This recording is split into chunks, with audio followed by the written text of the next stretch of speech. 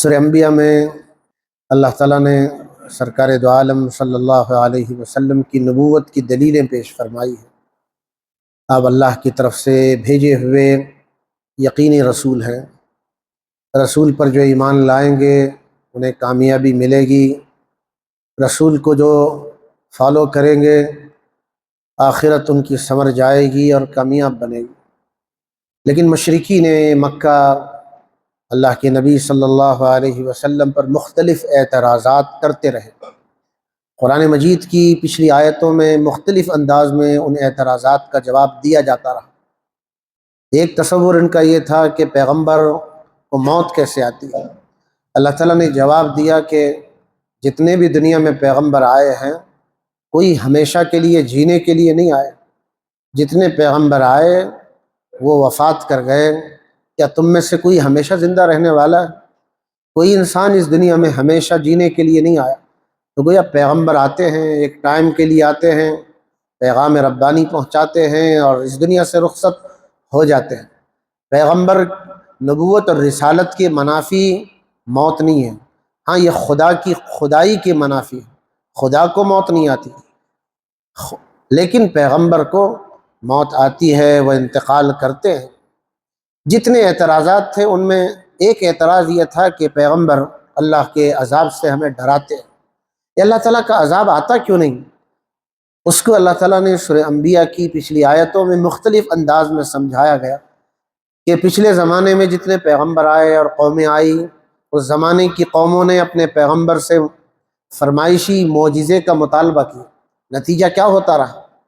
لوگوں نے کہا آپ یہ معجزہ ظاہر کیا کر دیجیے۔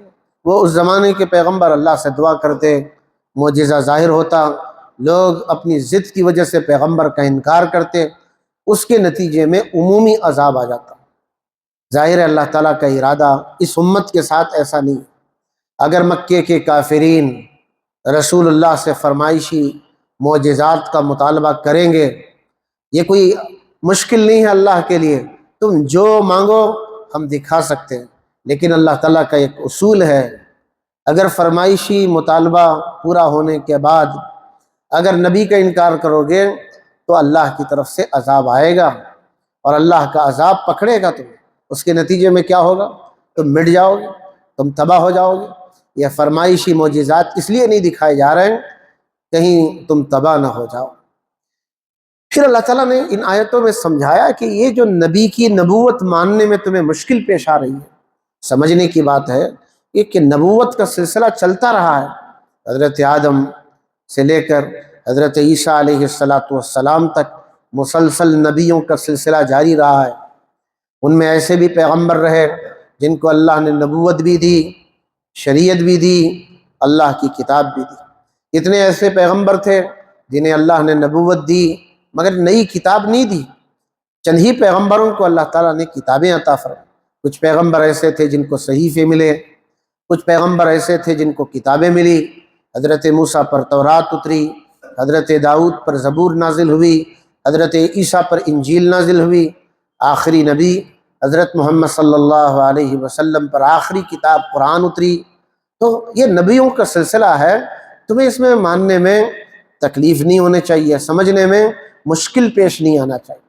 اب یہاں سے اللہ تعالیٰ نبیوں کا تسلسل کے ساتھ تذکرہ فرما رہا۔ اب تم حضرت موسیٰ کو دیکھو، حضرت ہارون کو دیکھو، حضرت ابراہیم کو دیکھو، اللہ تعالیٰ نے آگے ان نبیوں کا تذکرہ فرمایا۔ وَلَقَدْ آتَيْنَا مُوسَىٰ وَهَارُونَ، ہم نے موسیٰ اور ہارون کو عطا کیا الفرقان، ایک ایسی کتاب جو حق و باطل میں، سچ جھوٹ میں، اندھیرے اجالے میں فرق کرنے والی۔ گویا بتایا یہ گیا کہ ہر زمانے میں جو پیغمبر آئے اللہ تعالیٰ نے ان کو شریعتیں دی، کتاب دیے، احکام دیے۔ پچھلے پیغمبروں کی تعلیمات میں، آخری نبی کی تعلیمات میں بنیادی کوئی فرق نہیں۔ احکام کا فرق ہو سکتا ہے، بنیادی تعلیمات کا کوئی فرق نہیں۔ تمہارے ساتھ تعلقات یہودیوں کے ہیں، تم معلوم کر کے دیکھ لو۔ اے مکے والو تمہارے تعلقات عیسائیوں سے ہیں، تم معلوم کر کے دیکھ لو۔ پہلے پیغمبر آتے گئے، بنیادی تعلیم جو حضور پیش کر رہے ہیں پہلے پیغمبروں کی دعوت میں اور آخری پیغمبر کی دعوت میں کوئی بنیادی فرق نہیں۔ حضرت موسیٰ اور ہارون کو دیکھو، اللہ تعالیٰ نے انہیں ایک کتاب عطا کی جو تورات ہے، قرآن مجید نے اس کو تورات کہا، لیکن سورہ انبیاء کی آیت نمبر 48 میں تورات کے 3 صفات بتائے۔ حضرت موسیٰ اور ہارون کو جو کتاب دی گئی تھی اس کے 3 صفات تھے۔ الفرقان، گویا تورات کو بھی فرقان کہا گیا، قرآن مجید کو بھی فرقان کہا گیا۔ وجہ اس کی یہ ہے کہ جو پیغمبر جس زمانے میں آتے تھے، جس قوم کے لیے آتے تھے، اس زمانے کے لیے وہ پیغمبر اور وہ کتاب فرقان ہوا کرتی تھی۔ اب حق و باطل کا امتیاز کیسے کریں گے؟ آخری نبی کے ذریعے، آخری نبی کی تعلیمات کے ذریعے، آخری کتاب کے ذریعے۔ حضرت موسیٰ کے زمانے میں فرقان جو کتاب تھی وہ تورات تھی۔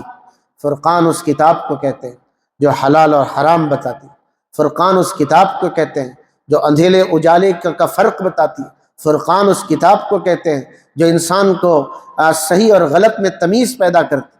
وضیاءً، اس کتاب کی دوسری صفت یہ کہ وہ روشنی تھی۔ ضیاء عربی زبان میں روشنی کو کہتے ہیں، نور کو کہتے ہیں۔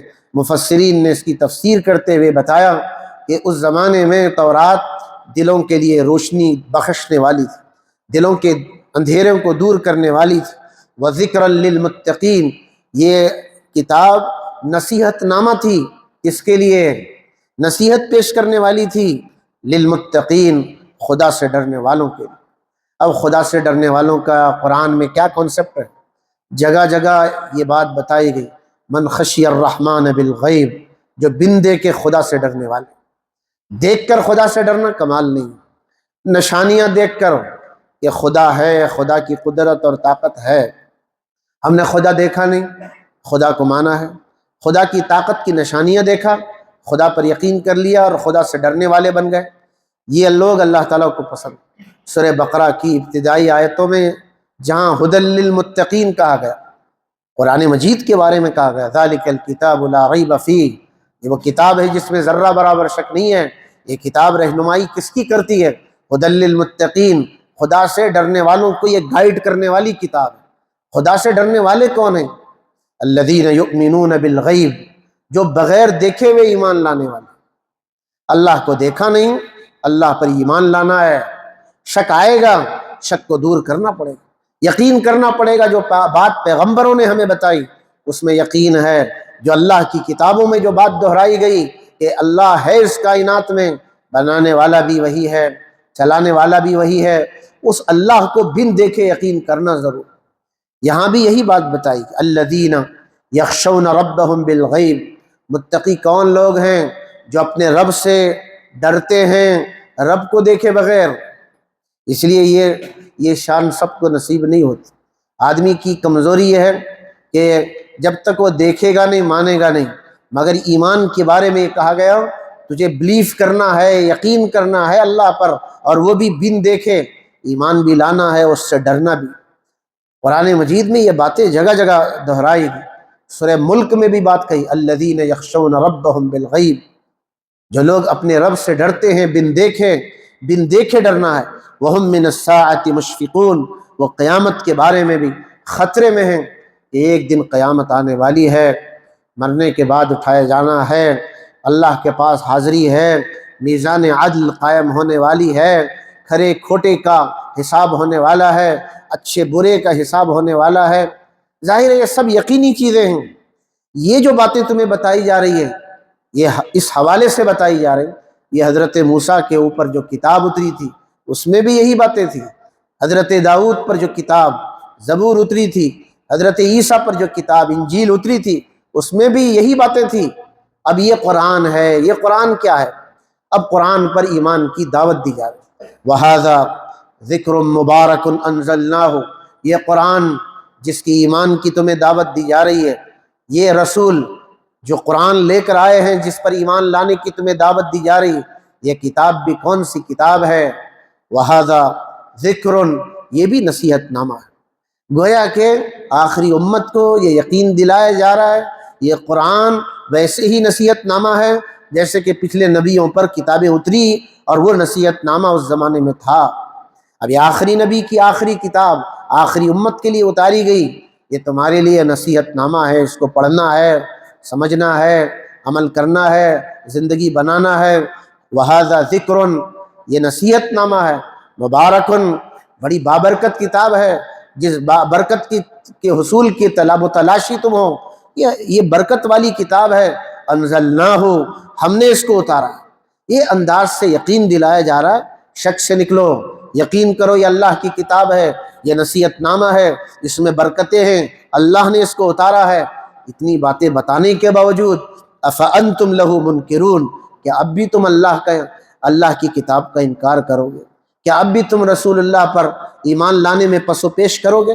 یہ انداز بیان سے اللہ تعالیٰ نے ان 3 آیتوں میں یہ پیغام سنا کر دعوت دی ہے، رسول پر ایمان لاؤ، آخری کتاب پر ایمان لاؤ، اور اس نصیحت نامے کو پڑھو، سمجھو، عمل کرو، اسی میں تمہارے لیے برکت ہے، سلامتی ہے۔ اللہ تعالیٰ سمجھنے کی توفیق عطا فرمائے۔